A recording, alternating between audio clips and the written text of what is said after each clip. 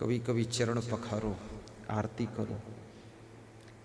ध्रुव की माता ने कहा था, ध्रुव का नाम सुना आपने? ध्रुव भगवान, ध्रुव ने अपनी माँ से पूछा था कि माँ तुम गरीब क्यों हो और छोटी माँ अमीर क्यों है?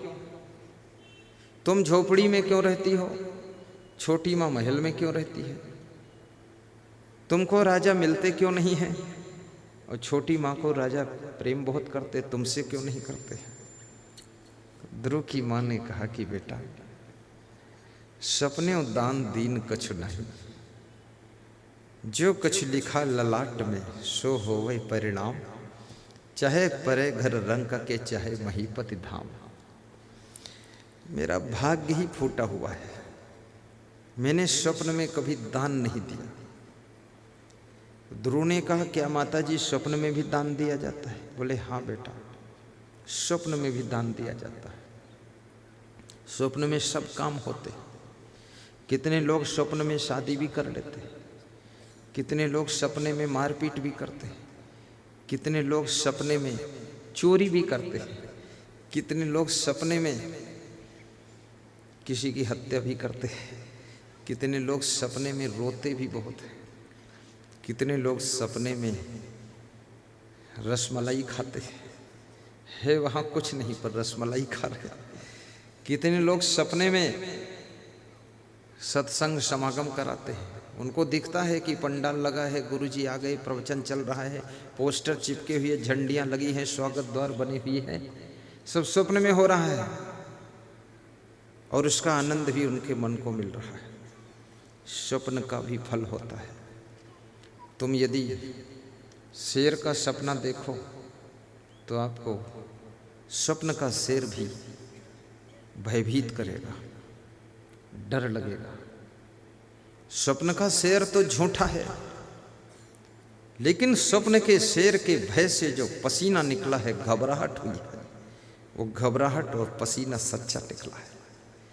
शेर तो झूठा है स्वप्न का।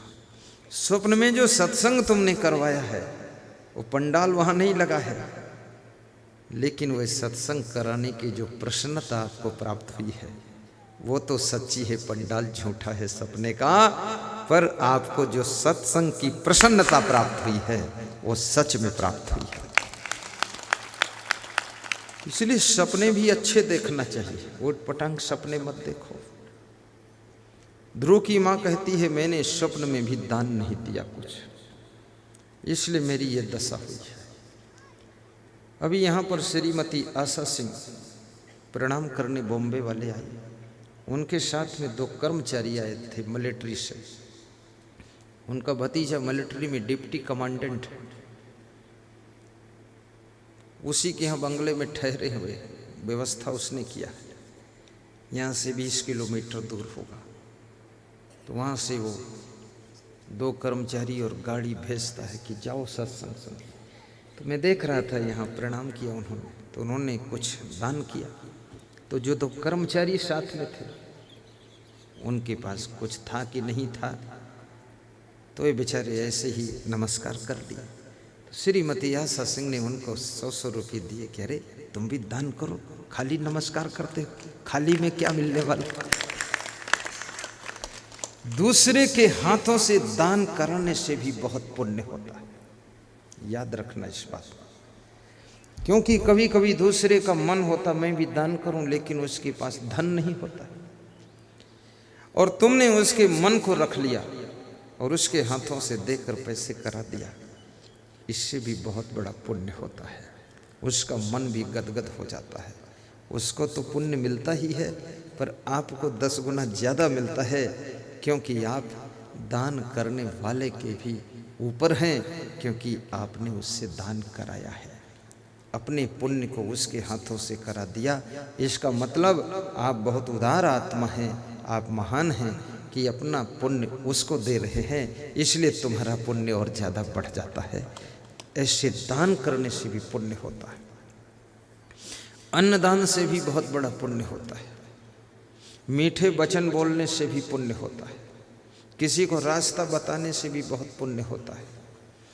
वस्त्र दान से भी पुण्य होता है, गुरु की सेवा से महापुण्य होता है, गाय की सेवा करने से भी पुण्य होता है। लूली लंगड़ी बूढ़ी कमजोर गाय की सेवा और बूढ़े माँ बाप की सेवा, बूढ़े सास ससुर की सेवा से अथाह पुण्य प्राप्त होता है।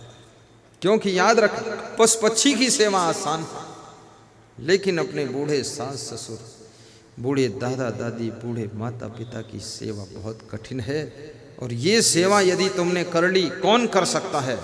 जिसके पास नम्रता है, सहनशीलता है, जिसके पास पुरुषार्थ करने की क्षमता है, जिसके पास दिल में प्रेम का सागर भरा हुआ है, वही बूढ़ों की सेवा कर पाता है। और बूढ़ों की सेवा करने से आयु बढ़ती है, यश बढ़ता है, बुद्धि बढ़ती है, विद्या बढ़ती है, बल बढ़ता है, तेज बढ़ता है, कांति बढ़ती है।